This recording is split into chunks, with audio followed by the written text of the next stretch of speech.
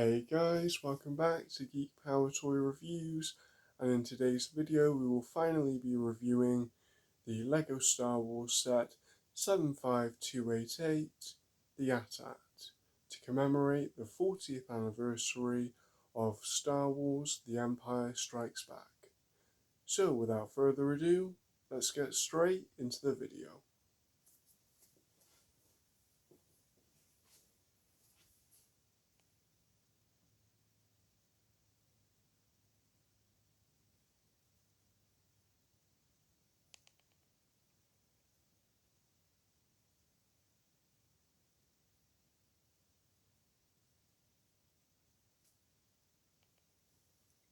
First, starting off with the box, we've got the large $150 box size.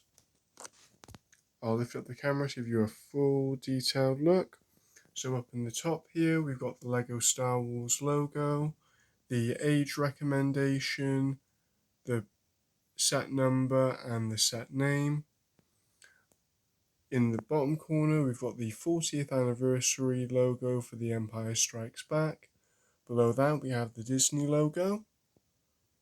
And then along the bottom in this corner, we have the full lineup of minifigures included in the set, with Luke Skywalker, General Veers, AT-AT Driver ×2 and Snowtrooper ×2. Then in the top right hand corner, we've got a Legoification of Darth Vader. And then when we look at the rest of the front of the packaging, we've got the AT-AT in full view with Luke Skywalker hanging from the tow cable. Then down in the bottom we've got the speeder bike with the Snowtrooper on top. And over here we have the other Snowtrooper arming the web blaster.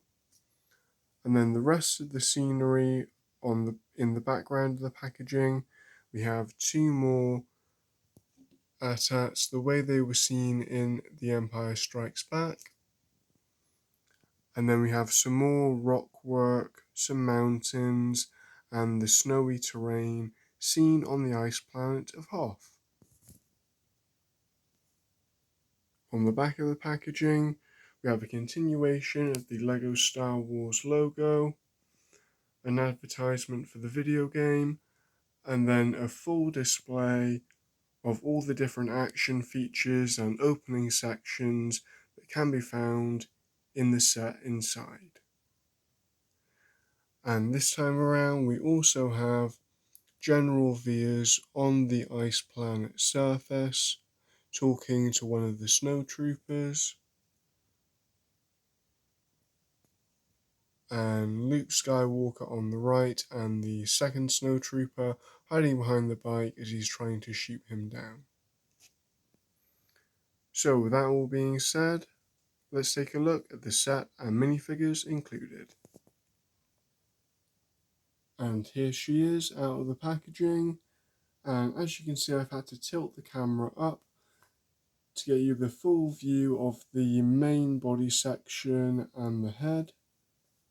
And then we've got all those long, almost giraffe-like legs down, but wow, it's more like a camel, isn't it, the AT-AT, let's face it. So without further ado, now that you've seen the AT-AT, let me give you a detailed look at the minifigures included. So our only hero minifigure for the set is Luke Skywalker in his Snowspeeder uniform. The torso, arms and legs are all moulded in a bright orange plastic. The hands are moulded in black plastic. The hip piece is in a light bluish grey, moulded in a light bluish grey colour. His rebel helmet is moulded primarily in white, and then his head is moulded in skin tone. If we take a closer look at the helmet, we can see the two rebel logos on either side, the black and yellow hazard strip, and then the red, white and black striping going down the center fin. Then on the sides we have more detailing with 3 red dots and 2 golden yellow ones, which is repeated on the other side. We have a bunch of incredible molded details to accentuate the Rebel helmet design, and due to the shaping we do see a little bit of the back face printing, but to give you a closer look, that's what it looks like, implying that the orange visor piece is down, and then we've got the chin strap below, and we even have that nice little Luke Skywalker smile as well. When I remove the helmet,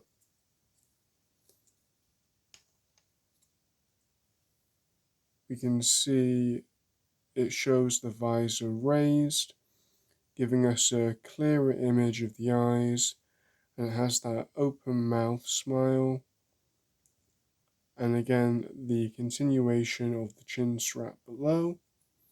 And I'll just rotate that around for you guys.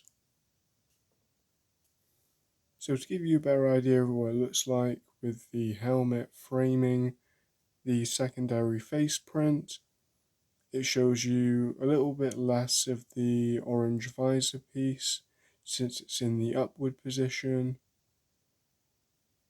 and then it frames off the sides of the chin strap just there.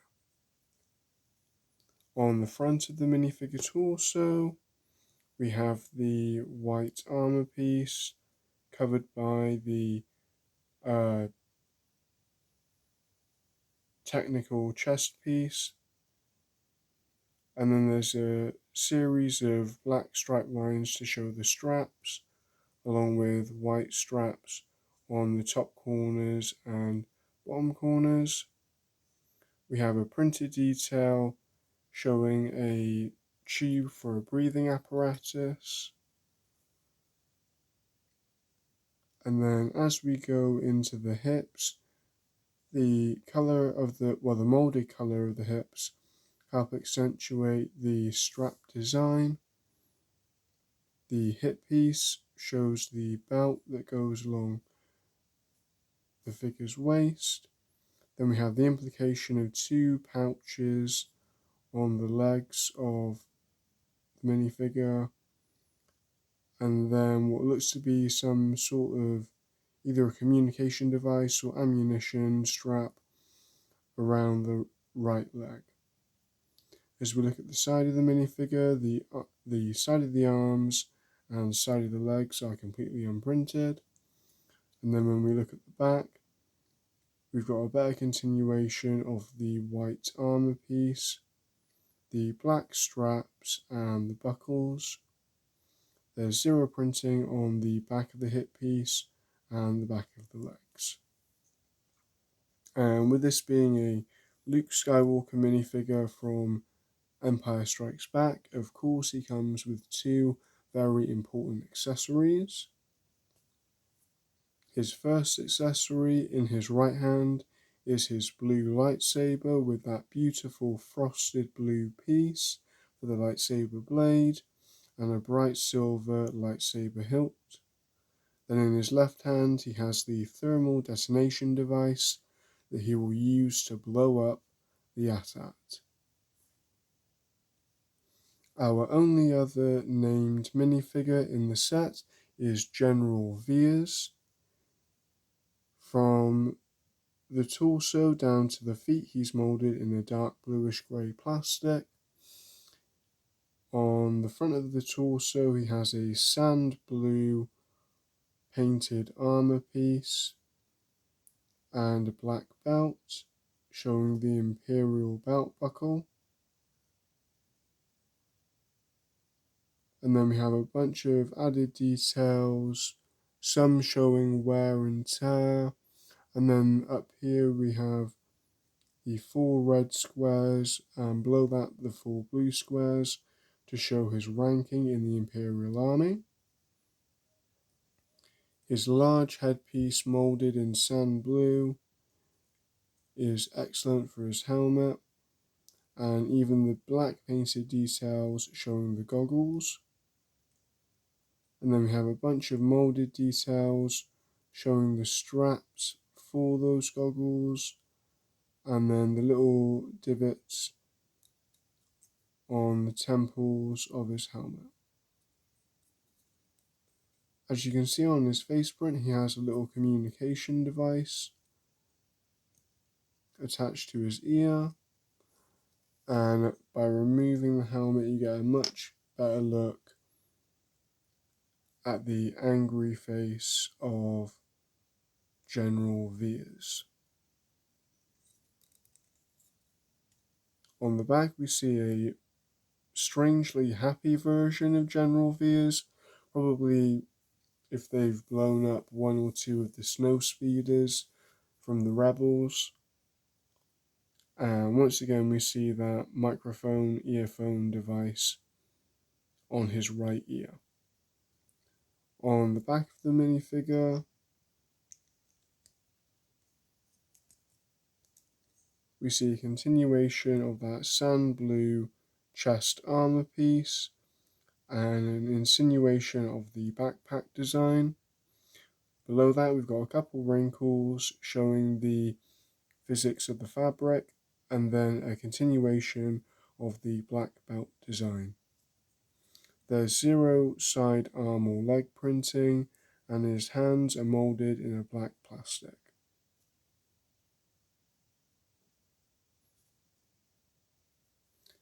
Unlike Luke Skywalker, General Veers only comes with one accessory, that being his viewfinder binoculars. And strangely enough, he doesn't come with a blaster or any other kind of offensive weapon that you might think, which, for me at least, is strange when it comes to Star Wars figures. Even generals and, your regular uniformed officers, they always come with even a small blaster pistol. So this is quite a nice change of pace, really. Our next two minifigures are exactly the same, so I thought I'd show you them both at the same time. They are the pair of AT-AT drivers who will be controlling this version in this set. They're really highly detailed and really highly painted. They're primarily molded in sand blue plastic and light bluish grey plastic. That's in the legs, the hip piece, the torso, the arms, and the helmet. When I remove the helmet, you'll see alternating different face scans, which is quite rare because usually whenever we get a massable character like this one, they would usually give us the now iconic angry clone. But it's good to see that they're diversifying their characters, especially when it comes to the original trilogy bad guy characters.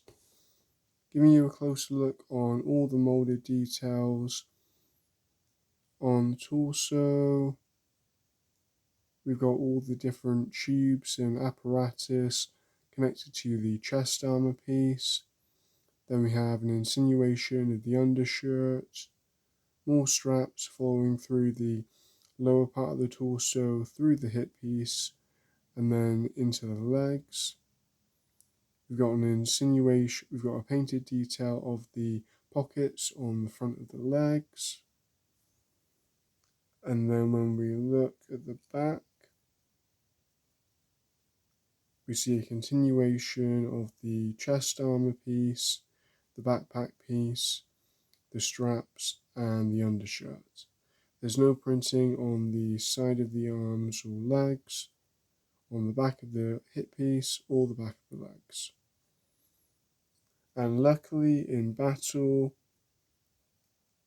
these AT-AT drivers won't be caught short because they both come with their own blaster pistol. And to give you a closer look at the moulded details on the helmet, it's primarily moulded in light bluish grey plastic. We have the raised part at the back, like we see with all AT-AT driver minifigures. There's extensive moulded details inside and out. And then I love all the painted details of the Imperial logos on either side of the centre fin, the black stripes, the lining under the eyes to accentuate the goggle design, the different stripes to show off the tubing of the breathing apparatus, and then the bridge of the nose detailing here.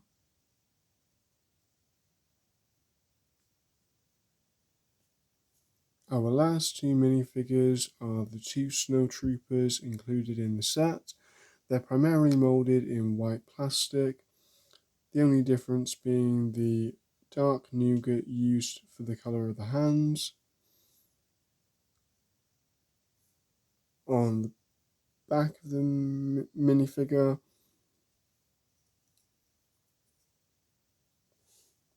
you can see the continuation of the fully white design. And then when I remove the helmet, once again, we've got alternating face prints to show that it's not just the same person and that they're individual characters. The printing on the torso shows the chest armor piece, the underfabrics, t-shirts, the belts, and even the waist capes and waist pouches.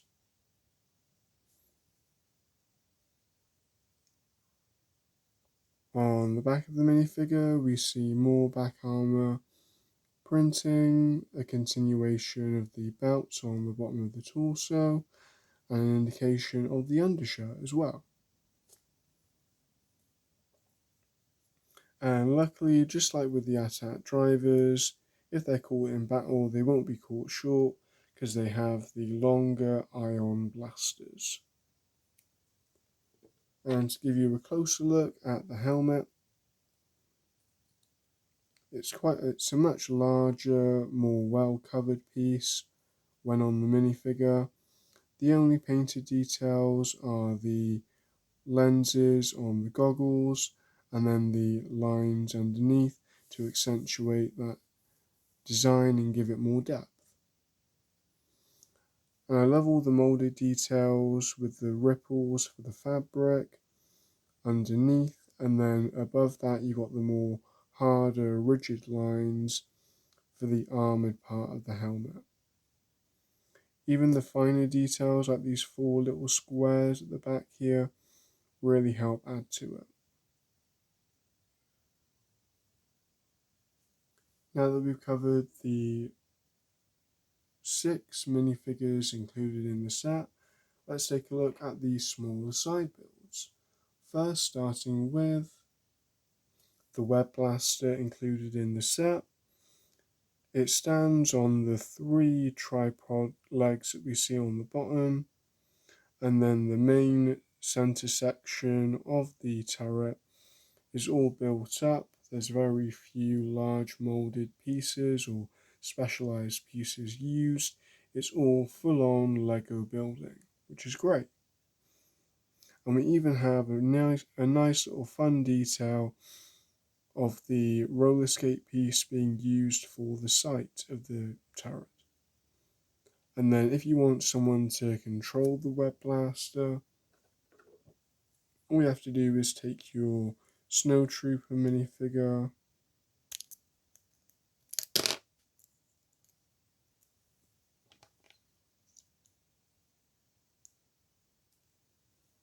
and attach him to the handlebar, and then here you have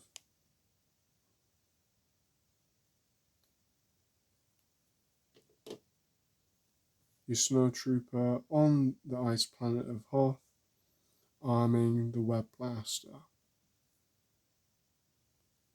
The only other side build included in the set is this speeder bike, and comparing it to the one from the Snowtrooper Battle Pack, it is quite different. There's no snow flaps at the back, as you can see. The detailing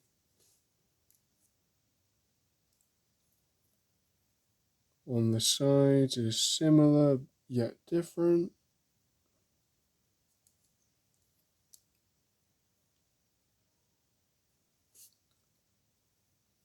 As you can see, the way they connect the front foil pieces are similar yet different. And overall, I'd have to say, out of the two, the one from the Battle Pack is probably the most superior design. But getting back to the main snow speeder bike that's included in the set, I do like the more smoother, refined details. So the grille pieces on the side here, the less bulk that you have to fiddle around with, the microphone piece being used on the underside, and then even though it doesn't have a console piece, instead it uses a grille piece, I do feel like it almost works a little bit better. Of course, more detail in our sets is always the best policy, but considering the size and scale of the set we have, just having this really does work. Really does work. And then if we want our snow speeder bike to be piloted, all we have to do is grab our other Snowtrooper, sit him inside like so, and then hook him up to the controls. You will have to remove the blaster, but that's okay.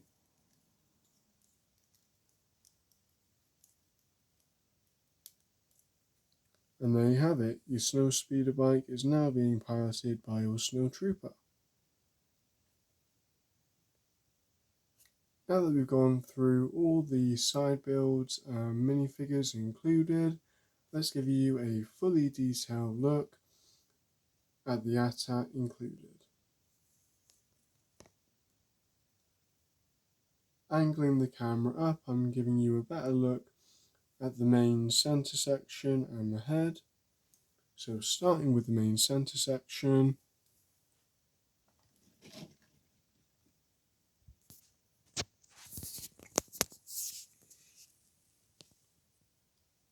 you'll see the three major panels. The outer two panels are largely there for design. They do have a little bit of movement to them, but they're mostly there to give you that nice, fine, subtle angle.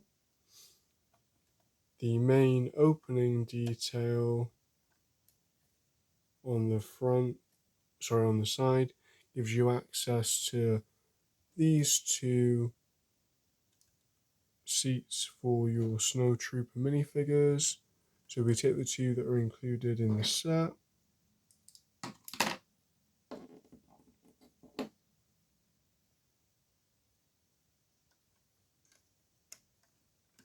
They sit quite nicely together side by side. And then we even have a little section here to put any accessories or what have you. And then it closes down nice and smoothly. Then when we rotate round to the other side, we can also open this side up. And if you own the three Snowtroopers from the Snowtrooper Battle Pack like I do, you can easily take those Snowtroopers and sit them inside. So if you have both of those sets like I do, now you have a fully seated Snowtrooper army inside.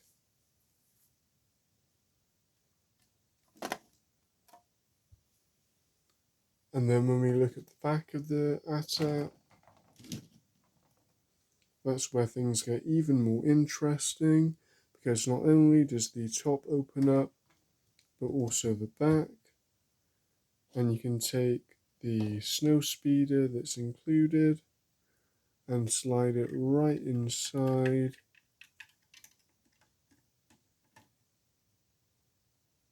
like so. Close up the back section, lower down the top, and then to give you a better look, I'll raise this section back up, and you can see the front of the snow speeder bike in the center there. And if you've still got your snow speeder bike driver from that battle pack, you can also stand him just in that little section there, so then you can fully accommodate all 4 minifigures from that battle pack in with the 6 minifigures that come with the ATAT.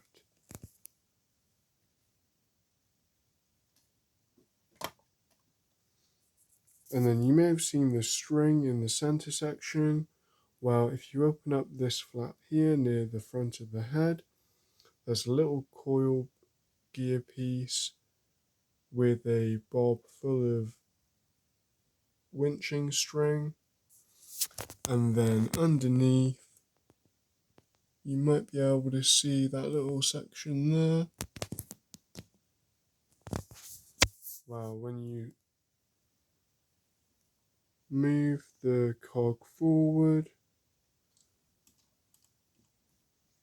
it begins to lower down the harpoon,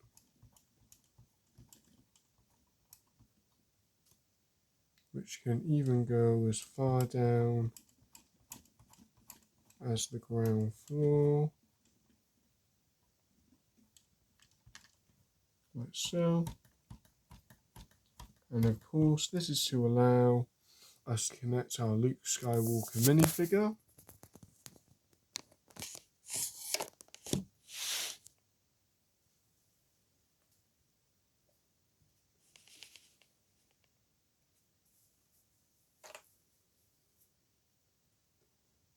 So by zooming the camera out, I will quickly remove the lightsaber blade and attach Luke to the winch. So as you can see, he's kind of hanging there. And then if we bring the winch back up, we can see him spinning quite quickly. And then as he gets near the top, you can lower down the little flap here so that he can throw the thermal detonator into that little pocket and blow up the ATAT.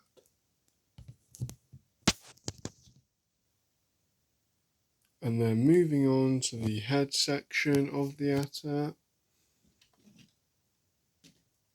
I love all the details of the cannons on both sides of the head, the 2 cannons on the underside of the chin, and then the real firing feature is underneath with the 2 spring-loaded missiles, and you can see the tail ends of those projectiles just at the back here.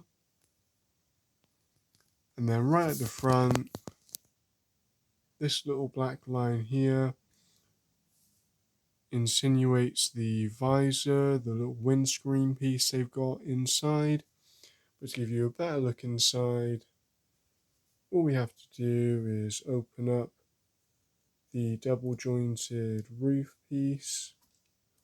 You can just fold it back like so. And then inside, you can see the two side control panels for where general vias will sit.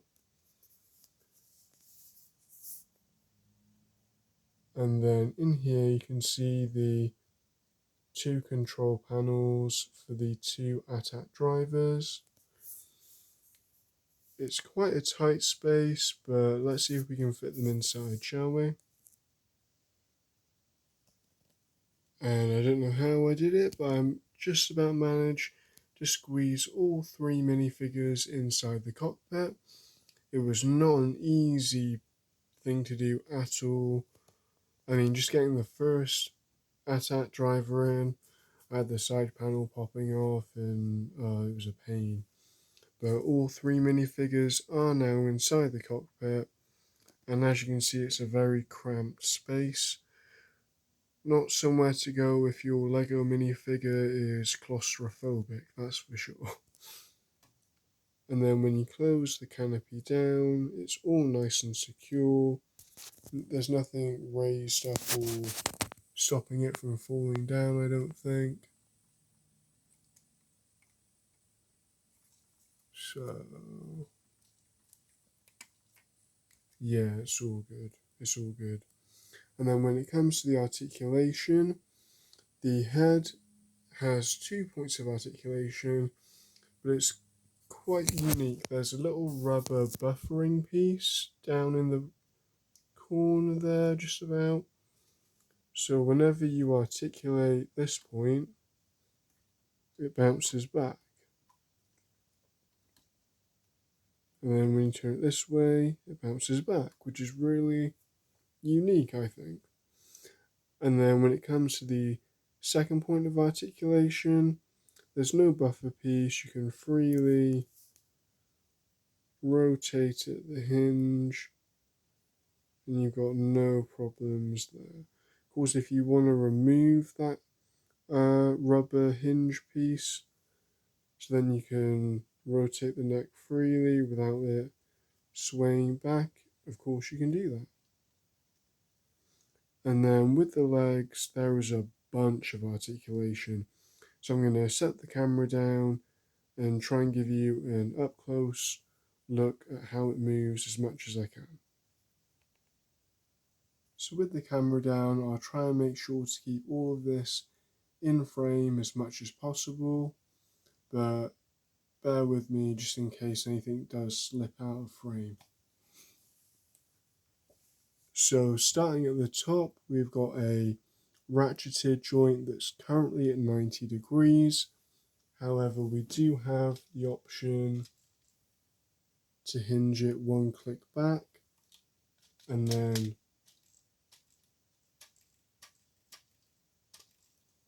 six clicks up, making it completely straight.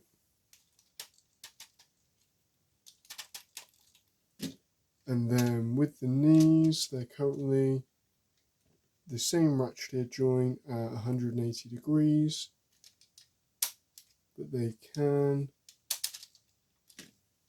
be clicked to almost 90 degrees, and then the feet can rotate forward and back like so.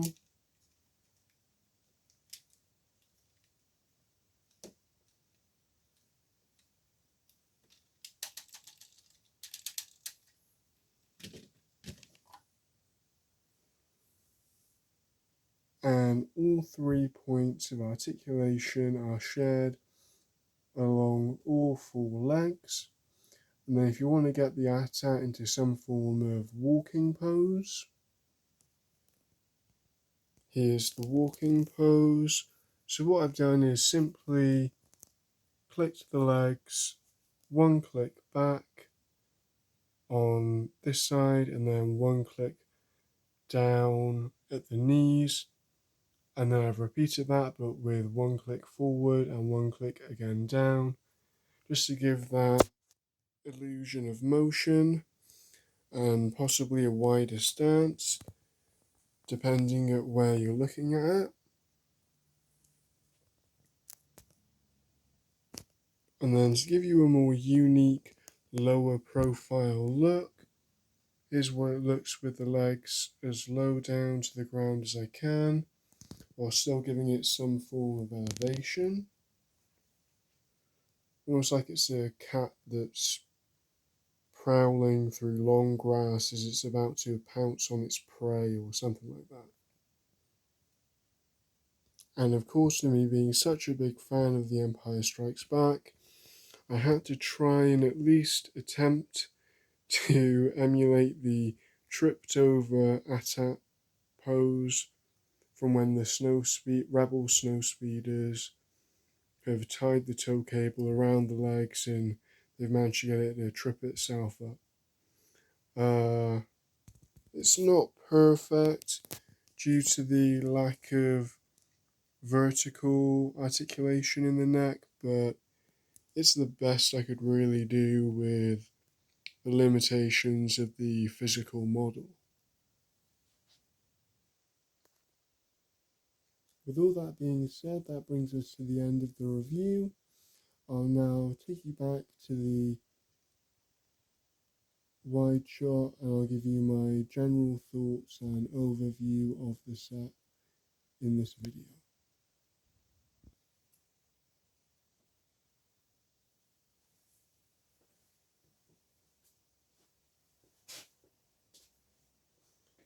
So now that I've finally reviewed the Imperial Walker I've always wanted ever since I was a little kid, I've got to say I am more than happy with it. I think waiting as long as I've waited has resulted in me getting to experience one of the greatest play scale AT-ATs that LEGO has ever released. All the detailing, the way the plates are layered, the way we get to fill out the legs to really make them look strong and sturdy to hold up such an incredibly imposing Imperial Walker really adds to every aspect of the set and makes it one of the greatest of all time. Before I reviewed it on camera for you guys, I kind of took the time to really appreciate what I built and appreciate all the different features that we get in the set. And the way it just works so seamlessly with that battle pack that we, of course, was released not long after the AT-AT was released. The way that all three of those Snowtroopers fit inside the AT-AT along with not just the snow speeder bike that comes with the set, but also the Scouter biker trooper from that battle pack. It couldn't be more perfect if it tried, really. And I was even playing around with my Lego Star Wars, the 20th anniversary snow speeder, recreating as many of the scenes as I could. Just having a really fun and enjoyable time and appreciating the level of play that comes with a set like this. I even grabbed my original Star Wars Rebels Phantom 1. Of